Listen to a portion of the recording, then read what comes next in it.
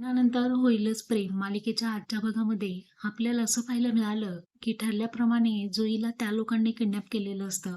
परंतु जुईच्या हातामध्ये जे स्मार्ट वॉच असतं, ते ती बाई पाहते आणि फेकून देते. जेव्हा नंदिनी यांना प्रश्न पडतो, आता जुईला शोधायचं कसं? परंतु जुई खूप हुशार असते. तिने स्वतःच्या पायामध्ये जे घुंगरू बांधलेलं असतं, त्यावरून नंदिनी आणि जीवा तिचा शोध करत येतात. आणि जिथे किडनॅप केलेलं असतं, तिथे बाकीची सारी छोटी-छोटी खूप मुलं असतात. तर या सर्वांची सुटका आता जीवा आणि नंदिनी यांनी केलेली असते.